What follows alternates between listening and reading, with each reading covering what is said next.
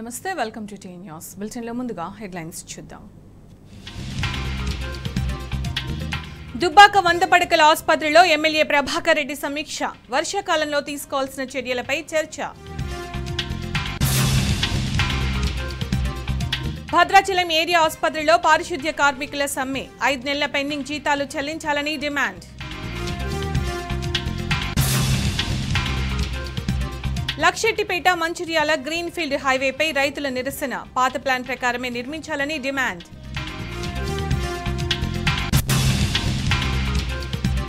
పెద్దపల్లి జిల్లా ఓదెలలో మల్లన్న పట్నాలు. మొక్కులు చెల్లించుకుంటున్న భక్తులు.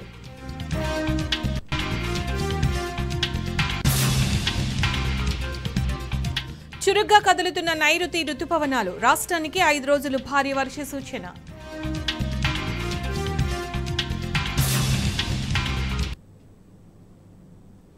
కాంగ్రెస్ పాలనలో రైతులు నానా అవస్థలు పడుతున్నారు. మంచిర్యాల జిల్లా కేంద్రంలో ఐబీ చౌరస్తాలోని అంబేద్కర్ విగ్రహం ఎదుట రైతులు నిరసనకు దిగారు. Luxettipet Mancherial green field highway నిర్మాణంలో భాగంగా అధికారులు తమ వ్యవసాయ భూములను లాక్కోవడానికి యత్నిస్తున్నారని మండిపడ్డారు. ఎవరి స్వలాభం కోసం రోడ్డు నిర్మాణ సర్వేలు మార్చారో సమాధానం చెప్పాలని అధికారులను డిమాండ్ చేశారు. దీనివల్ల అనేక మంది రైతులు రోడ్డున పడే పరిస్థితి వచ్చిందని ఆవేదన వ్యక్తం చేస్తున్నారు.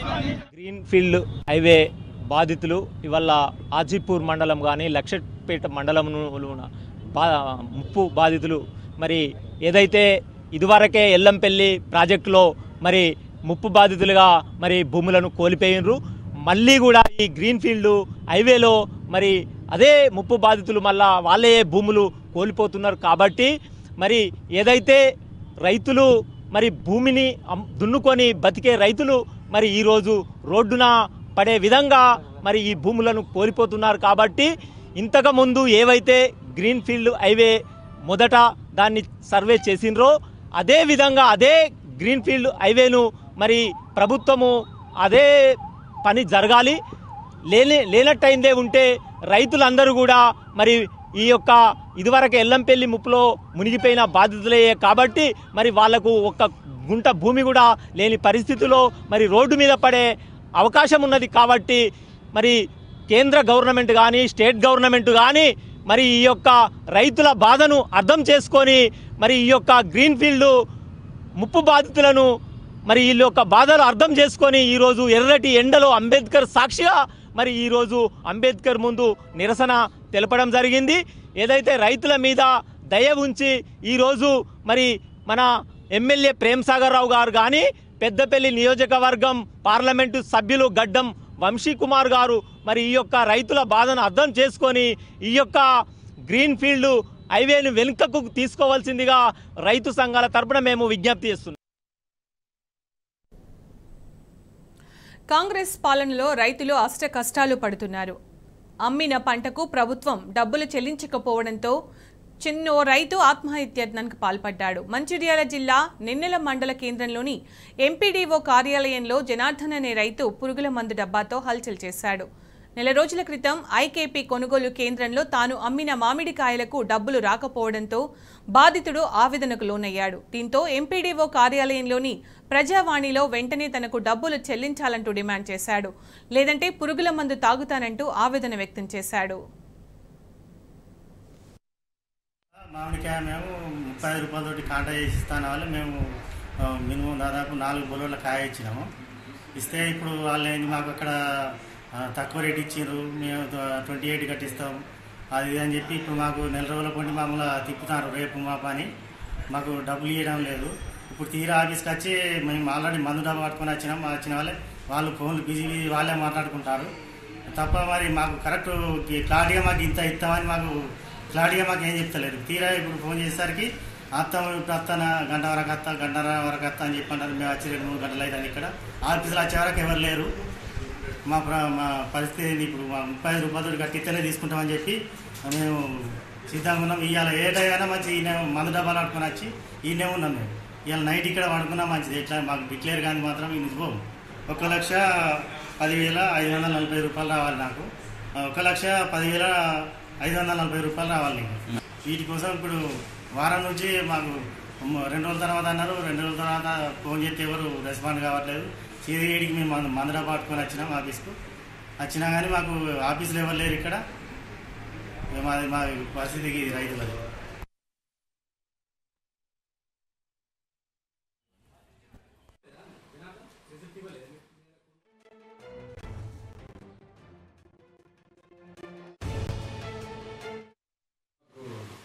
రాసిస్తాం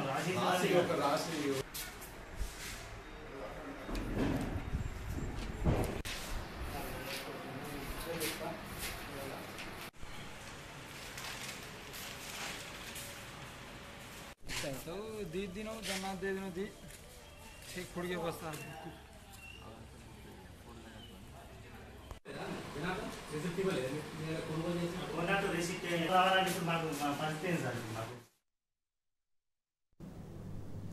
భద్రాద్రి కొత్తగూడెం జిల్లాలో కాంట్రాక్టు కార్మికులు సమ్మెబాట పట్టారు. భద్రాచలం ప్రభుత్వ ఏరియా హాస్పిటల్లో కాంట్రాక్టు కార్మికులు విధులు బహిష్కరించారు. సమస్యలు పరిష్కరించాలని, పెండింగ్లో ఉన్న వేతనాలు ఇవ్వాలని డిమాండ్ చేశారు. సర్కారు తీరుకు నిరసనగా హాస్పిటల్ గేటు వద్ద నిరసనకు దిగారు. దీంతో ప్రభుత్వ హాస్పిటల్లో శానిటేషన్ పనులు నిలిచిపోయాయి.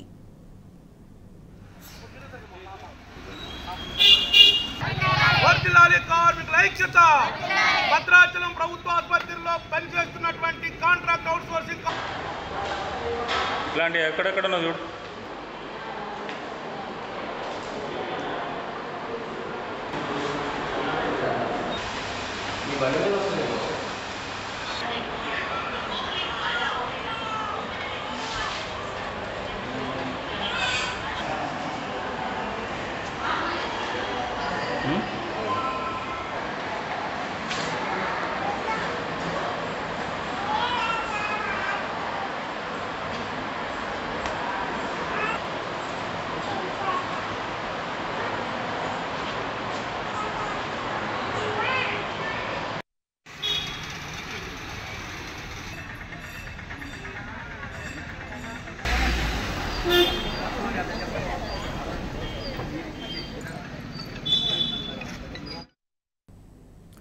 కాంగ్రెస్ పాలనలో ప్రజలకు కష్టాలు తప్పడం లేదు. గత బీఆర్ఎస్ హయాంలో ప్రతిష్టాత్మకంగా చేపట్టిన పనులు సైతం కాంగ్రెస్ ప్రభుత్వం పట్టించుకోవట్లేదు. దీన్ని ప్రత్యక్ష ఉదాహరణ పెద్దపల్లి జిల్లా Koonaram railway over bridge.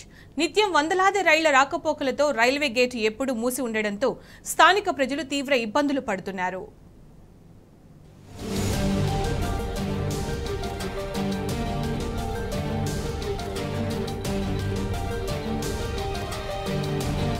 Peddapalli జిల్లా కూనారం దగ్గర రైల్వే ఓవర్ బ్రిడ్జి నిర్మాణ పనులు మందకొడిగా సాగుతున్నాయి.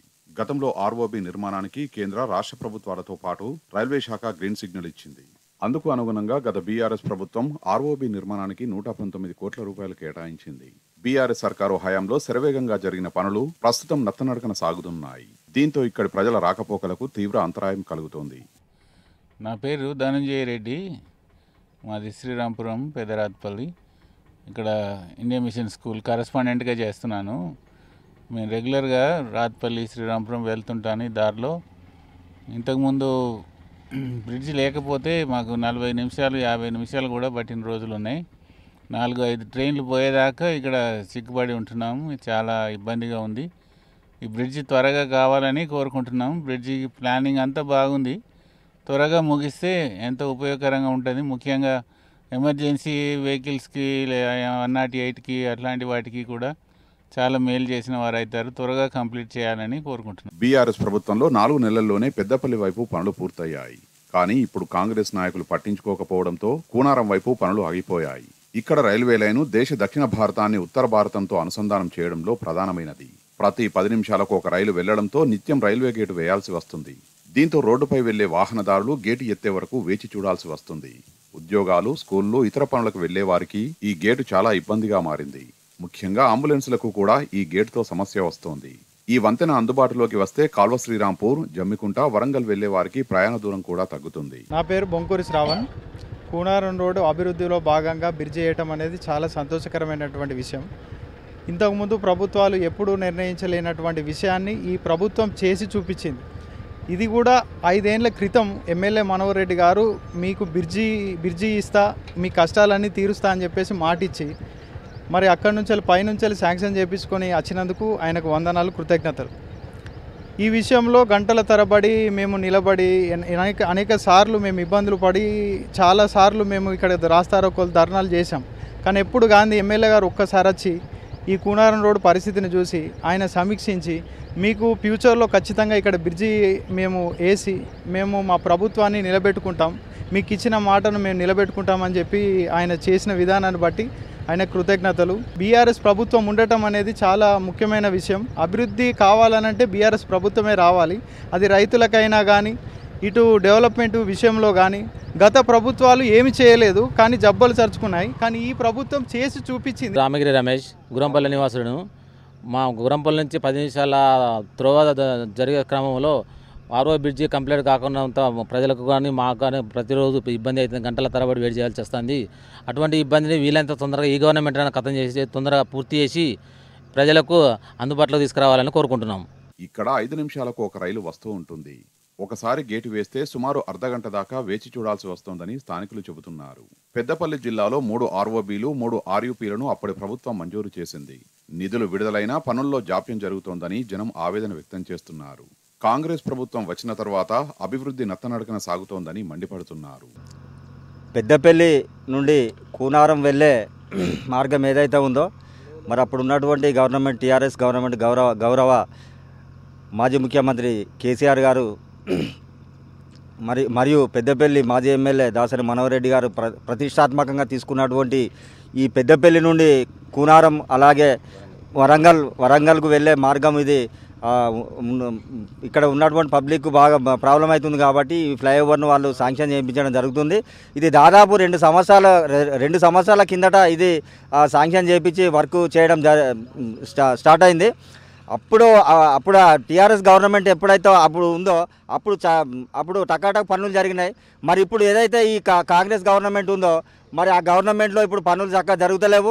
దాదాపు ఈ ఒక గేటు పడితే గంట నుండి ఒక్కొక్కసారి 2 గంటలు కూడా అయ్యే పరిస్థితి ఏర్పడుతుంది.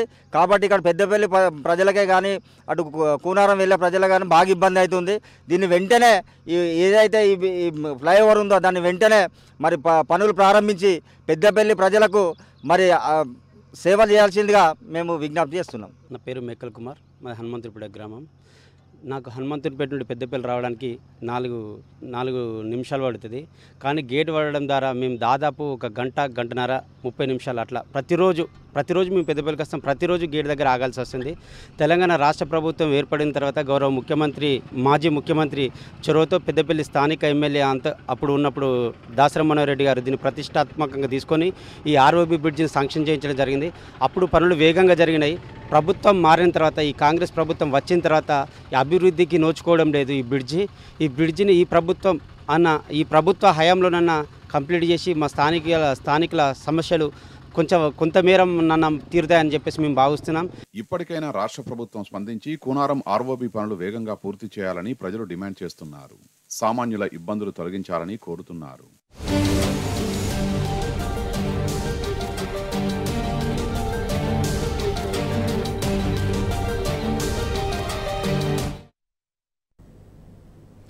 మంత్రాలు, మరమ్మతులు, మర్మాల పేరిట ప్రభుత్వ ఖజానాకు బొక్క పెట్టడమే కాకుండా సీఎం రేవంత్ రెడ్డి గత పాలకులను, తోటి మంత్రివర్గ సహచరులను సైతం నమ్మకుండా అవమానిస్తున్నారనే విమర్శలు వినిపిస్తున్నాయి. అకస్మాత్తుగా సీఎం ఛాంబర్కు మరమ్మతులు చేయించడమే గాక ఆ ఛాంబర్లో సీసీ కెమెరాలు, మైక్రోఫోన్లు పెడుతున్నట్లు తెలుస్తోంది. అనుమానంతో సీఎం తీసుకుంటున్న ప్రయోజనం లేని నిర్ణయాలపై తీవ్ర అసంతృప్తి వ్యక్తమవుతోంది.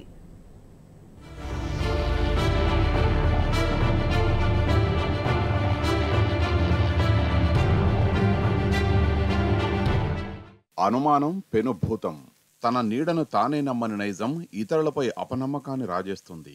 చిత్ర విచిత్రమైన చర్యలకు ఉసిగొల్పుతుంది. మనిషిని మూఢనమ్మకంలోకి నెడుతుంది. ముఖ్యమంత్రి రేవంత్ రెడ్డి తత్వం కూడా ఇందుకు భిన్నమేమీ కాదు. ఎడమ చేతికి కూడా తెలియకుండా కుడి చేతితో పనులు చెక్కబెట్టే రకం.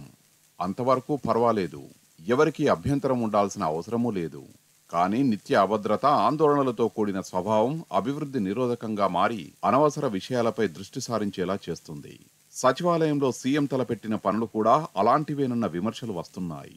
మంత్రాలు, మరమ్మతులు, మర్మాల పేరిట ఆయన వృధా ఖర్చు, వ్యర్థ ప్రయాస చేస్తున్నారన్న ఆరోపణలు వినిపిస్తున్నాయి.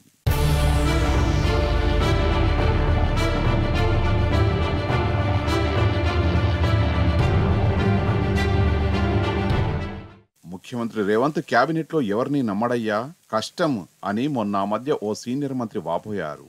ఆయన మాటలు అక్షర సత్యాలని రేవంత్ రెడ్డి చర్యలు నిరూపిస్తున్నాయి.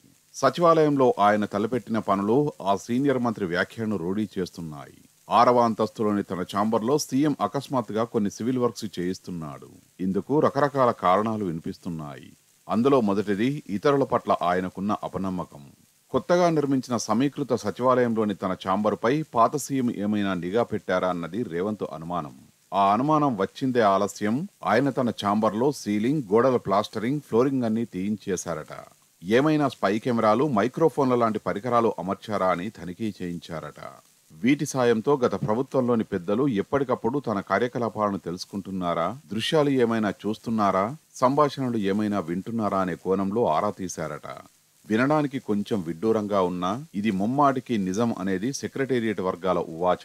ఆ అనుమానాలను నివృత్తి చేసుకుని ఎలాగో అన్ని పెకిలించేశారు కదా, ఆ ఇటుకల మధ్య స్పై కెమెరాలు, మైక్రోఫోన్లు గట్రా అమర్చి కొత్తగా ఫాల్ సీలింగ్, ఫ్లోరింగ్, గోడలకు ప్లాస్టరింగ్ చేయించి మూయించేస్తున్నారట. అలా భవిష్యత్తు దృష్ట్యా ఆయన ఛాంబర్లో జరిగే ప్రతిదీ రికార్డయ్యేలా జాగ్రత్త పడుతున్నారని విశ్వసనీయ వర్గాల భోగట్ట.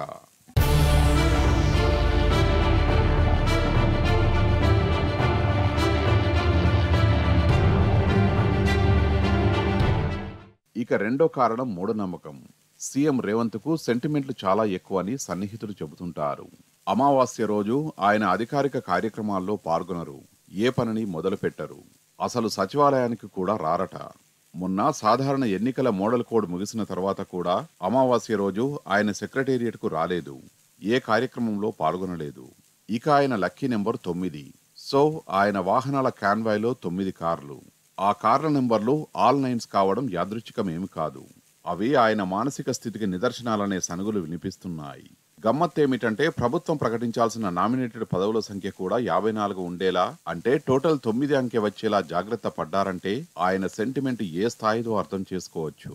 అంతెందుకు, 6వ అంతస్తులో ఉన్న తన ఛాంబర్ను కూడా 9వ అంతస్తులోకి మార్చాలని సీఎం భావించారు. కొన్ని సాంకేతిక కారణాల వల్ల ఆ తర్వాత విరమించుకున్నారు. అయితే 6వ అంతస్తులోని ఆయన ఛాంబర్ గోడల్లో, ఫ్లోరింగ్ కింద మాత్రం మంత్రించిన యంత్రాలను అమరుస్తున్నారని వినికిడి. 10 కాలాల పాటు తన పదవి భద్రంగా ఉండాలనే ఈ తంతు జరిపిస్తున్నారనేది ఆయన మీదున్న నెగటివ్ టాక్.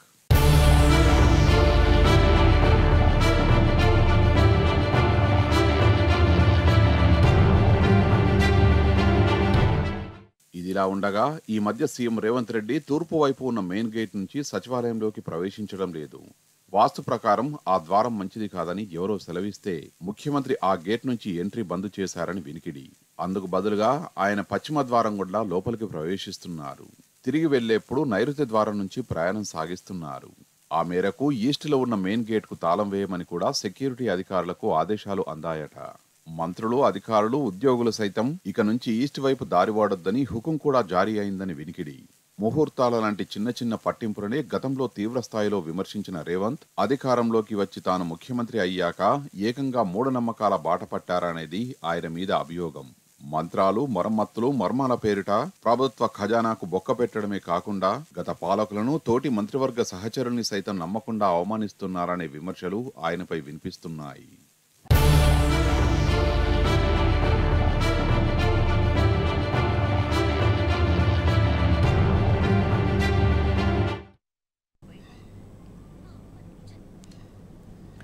తెలంగాణ సాంస్కృతిక దినోత్సవ వేడుకలు మెల్బోర్న్లో ఘనంగా జరిగాయి. మెల్బోర్న్ తెలంగాణ ఫోరం ఆధ్వర్యంలో విలియమ్స్ టౌన్ హాల్లో జరిగిన ఈ ఉత్సవాల్లో తెలంగాణ బిడ్డలు పెద్ద సంఖ్యలో పాల్గొన్నారు.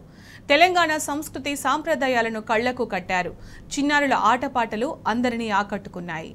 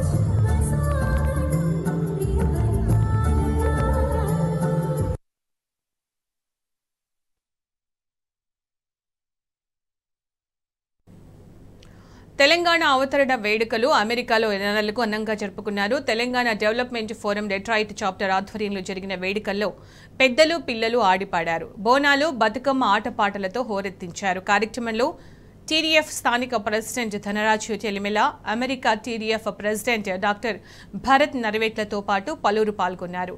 ఈ సందర్భంగా ఏర్పాటు చేసిన విందులో అందరూ పాల్గొని ఎంజాయ్ చేశారు.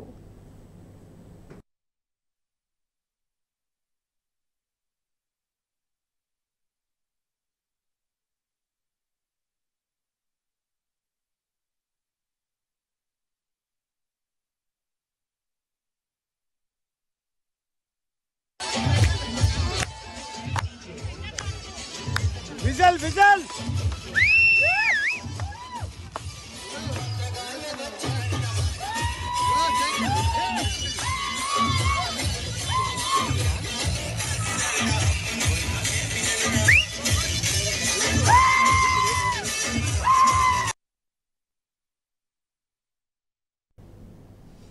ఇవి బులెటిన్ విశేషాలు. నమస్తే.